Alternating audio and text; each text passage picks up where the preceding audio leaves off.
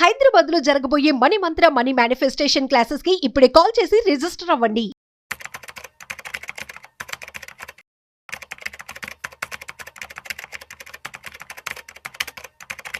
నమస్తే రమా. నమస్తే రాధా. రమా, నువ్వే నీ ఎక్స్పీరియన్స్ లోనే నువ్వు చాలా మందిని చూసింటావు. అంటే ఒక గోల్ ప్లానింగ్ అనేది ఉంటుంది. నేను ఇలా పిల్లవాడికి ఎడ్యుకేషన్ కోసం అని ఇంత అమౌంట్, తర్వాత పెళ్లికి పెద్ద అయిన తర్వాత ఒక ఇల్లు లేకపోతే సొంత ఇంటి కోసము, లేదు అంటే రిటైర్మెంట్ మనీ. సో ఇలా ఒక ప్లానింగ్ ఏదో ఒక దానికి పెట్టుకుంటారు. అలాంటప్పుడు అనిపిస్తుంది నిజంగా అడ్వైజర్లు అవసరమా? ఎందుకు ఆల్రెడీ మేము ప్లాన్ చేసుకున్నాం, ఒక్కసారి మేము పెట్టేసుకున్న తర్వాత ఇంకా అది అలాగే మూవ్ అవుతూనే ఉంటది కదా.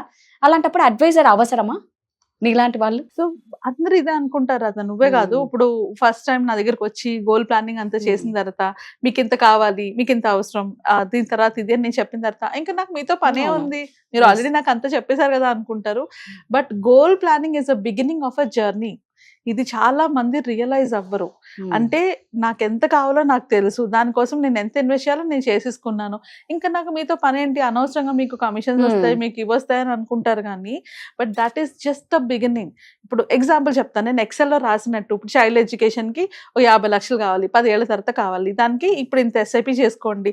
అలానే మీ రిటైర్మెంట్కి ఒక 2 కోట్లు కావాలి, దానికి 20 ఏళ్ళు ఉందో 30 ఏళ్ళు ఉంది, దానికి ఇంత ఇన్వెస్ట్ చేసుకోండి. అండ్ ఇలా మ్యారేజ్కో 50 లక్షలు, ఇట్లా నేను మొత్తం ప్లానింగ్ మొత్తం మీకు ఇచ్చినా కూడా, అది ఇచ్చేసి ఎక్కడ ఇన్వెస్ట్ చేయాలో నేను చెప్పినా కూడా ఒక అడ్వైజర్తో అవసరం మనకు ఉంటుంది. ఎందుకంటే ఆ జర్నీ అంటే మనం పేపర్లో ఎక్సెల్లో రాసుకున్నట్టు కాదు గోల్ ప్లానింగ్. గోల్ ప్లానింగ్లో బేసిక్లీ యాజ్ అడ్వైజర్ మేము ఏం చేస్తాము, మేము ఈ 10 years పాటు ఎస్యూమ్ చేసుకుంటాం మీకు 12% రిటర్న్స్ వస్తాయి మ్యూచువల్ ఫండ్లోని, వచ్చినప్పుడు దానికి ఇంత ఎస్ఐపి పెట్టుకోవాలి, ఇంత లంసమ్ పెట్టుకోవాలి, ఇంత స్టెప్అప్ చేసుకోవాలి, మేము ఎస్యూమ్ చేసుకొని తీసుకుంటాం. కానీ రియల్ లైఫ్లో మ్యూచువల్ ఫండ్స్ ఎలా ఉంటాయా? ఈ సంవత్సరం పెరుగుతుంది, వచ్చే సంవత్సరం పడుతుంది, ఆ సంవత్సరం ఇంకా పడవచ్చు, తర్వాత ఇంకా పెరగచ్చు. ఒక జస్ట్ ఎగ్జాంపుల్ తీసుకుంటున్నా, 2022లోని 20% రేట్ ఆఫ్ రిటర్న్ వచ్చింది. 2023లోకి వచ్చేటప్పటికి అది 16%గా అయిపోయింది. 2024కి వచ్చేటప్పటికి అది 13%కి, అండ్ 25కి వచ్చేటప్పటికి నెగిటివ్లో ఉంది, -8%, -9% ఉంది. ఇప్పుడు నేను యావరేజ్ తీసుకున్నాను అనుకో వీటన్నిటికీ, అప్పుడు ఈ 4 yearsకి నాకు ఎంత రేట్ ఆఫ్ రిటర్న్ వచ్చినట్టు? 9% వచ్చినట్టు, 9.5 వచ్చినట్టు. సో ఇక్కడ జనాలు ఏమవుతారంటే, అరే నేను ఇంత ఇన్వెస్ట్ చేశాను, వచ్చినప్పుడు అంటే 20% వచ్చినప్పుడు అబ్బా సూపర్గా వస్తుందని అనుకుంటాం, తర్వాత 16 అన్నా కూడా ఇట్స్ స్టిల్ గుడ్, ఓకే అనుకుంటాం. ఈ సిచ్యువేషన్లో 8%కి వెళ్ళిపోయింది కదా, -8%కి వెళ్ళగానే నీ ఓవరాల్ పోర్ట్ఫోలియో 4 yearsకి వచ్చిన రిటర్న్ తగ్గిపోయింది కదా, 9.5%కి వచ్చింది.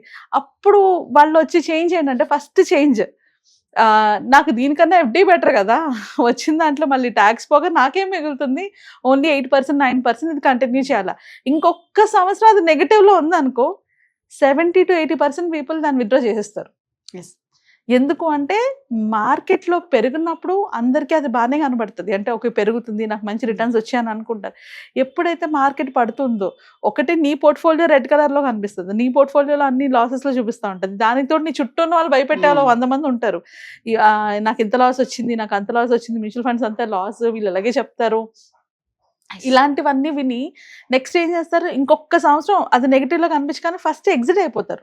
బట్ ఇక్కడ థింగ్ ఏంటి అంటే, ఆ గోల్కి ఇంకా ఎన్ని సంవత్సరాలు ఉన్నది, అంతే కదా. ఇప్పుడు నేను ఒక చైల్డ్ ఎడ్యుకేషన్కి 10 years అనుకున్నాను, 3 yearsలో అది నెగిటివ్ ఉందంటే నేను 10th yearలో కావాల్సిన దానికి ఇప్పుడు ఎందుకు విత్డ్రా చేయాలి?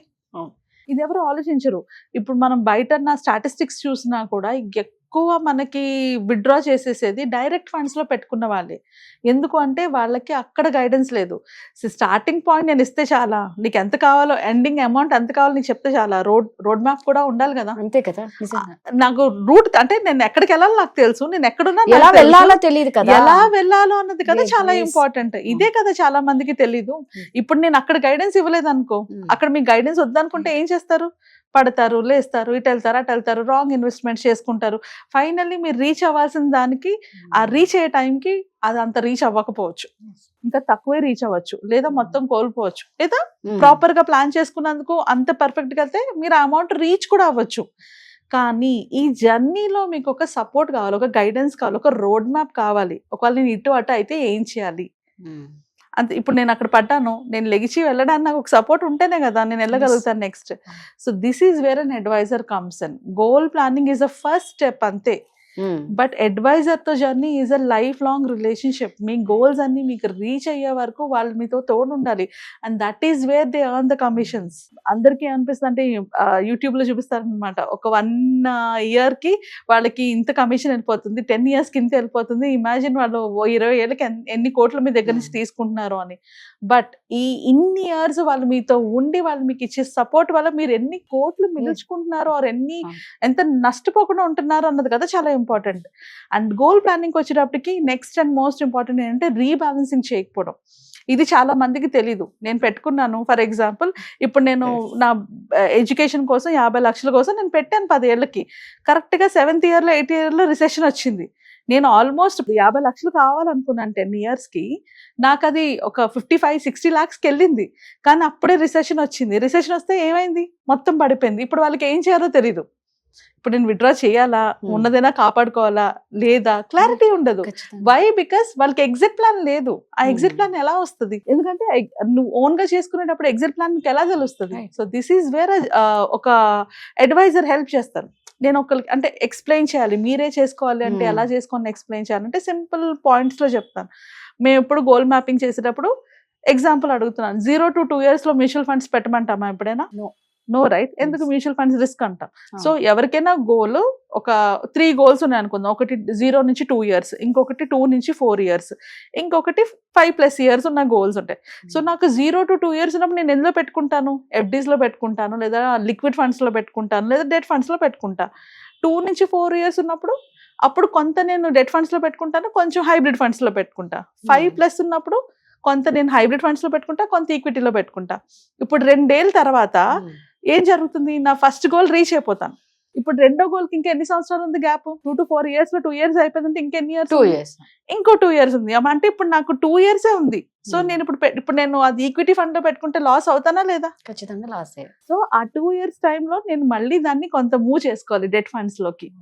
ఇలా రీబ్యాలెన్సింగ్ చేస్తూ ఉండాలి. ఇప్పుడు 5 years గోల్ ఏదైతే ఉందో దానికి 3 years ఉంటది. సో నేను అప్పుడు ఈక్విటీలో పెట్టుకుంటే నేను లాస్ అవుతానా? సో ఆ 3 years కి తగిన ఫండ్స్ లోకి మూవ్ చేసుకోవాలి. ఇవన్నీ ఎవరికి అర్థం కాదు. It's a long process, it's a life long process. అంటే మీరు ఆ గోల్ రీచ్ అయ్యే వరకు కూడా ఎవరైనా మీకు తోడు ఉంటేనే దాన్ని ప్రాపర్ గా రీచ్ అవ్వగలరు. అండ్ ఈ ప్రాసెస్ లోని మీకు టాక్సెస్ పే చేసుకోవాలి. అండ్ మధ్యలో ఏమైనా అవసరాలు వస్తే ఫస్ట్ ఎవరైనా అడ్వైజర్ లేని వాళ్ళు ఫస్ట్ ఏం చేస్తారు తెలుసా? మ్యూచువల్ ఫండ్స్ తీసుకెళ్ళి అమ్మేస్తారు. బట్ ఒక అడ్వైజర్ ఉన్నప్పుడు మ్యూచువల్ ఫండ్స్ అమ్మకుండా కూడా వాళ్ళకి మిగతా దాన్ని ఎలా ప్లాన్ చేసుకోవాలో హెల్ప్ చేయగలుగుతారు. అంటే మ్యూచువల్ ఫండ్స్ మీద లోన్స్ తీసుకోవచ్చు, మీకు ఎప్పుడు అవసరం అయితే అప్పుడు మళ్ళీ రీపే చేసుకోవచ్చు. మీకు లోన్ 10% ఉంటుంది, మీకు గ్రో అయ్యేది 12% గ్రో అవుతుంది. సో ఆ క్యాలిక్యులేషన్ వాళ్ళు మీకు ఇచ్చి, దట్ ఈస్ ద ధైర్యం కదా. ఇప్పుడు నేను ఏ టార్చ్ ఎందుకు చీకట్లో వెళ్ళేటప్పుడు కావాలి? ఒక వెలుగు కోసం మనకు కనిపించాలి కదా దారి. అది ఆ టార్చే మీ లైఫ్ లోనే ఒక అడ్వైజర్ అవుతారు. So goal planning is not just అదొక్కటి వచ్చేస్తే చాలదు. వాళ్ళకి కావాల్సింది త్రూ అవుట్ ద జర్నీ ఒక సపోర్ట్, ఒక భరోసా. అండ్ ఎక్కడైనా ప్రాబ్లం వస్తే పర్వాలేదు, నాకు అడ్వైజర్ ఉన్నారు, వాళ్ళు హెల్ప్ చేస్తారు, వాళ్ళు చూసుకుంటారని ఒక ధైర్యం. This is where an advisor comes in. నువ్వు అన్నట్టు ఏంటంటే ఓన్లీ ఒక్క అడుగు ముందుకేస్తాం గోల్ ప్లానింగ్ లో, అంతే. అది ఎలా పోవాలి అనేది అంతా మీ చేతిలోనే ఉంటుంది. కరెక్ట్. సో నిజంగా అందుకే ప్రతి దానికి ఒక అడ్వైజర్ అవసరం అని అంటూ ఉంటారు. సో మీకు కూడా ఇలాంటి సందేహాలు ఏమన్నా ఉంటే ఖచ్చితంగా రమను కాంటాక్ట్ అవ్వండి. మంచి అడ్వైజర్ మీకు బోల్డ్ అన్ని మీ డౌట్స్ ని క్లియర్ చేస్తారు. థ్యాంక్ యూ రమ్మ. Thank you.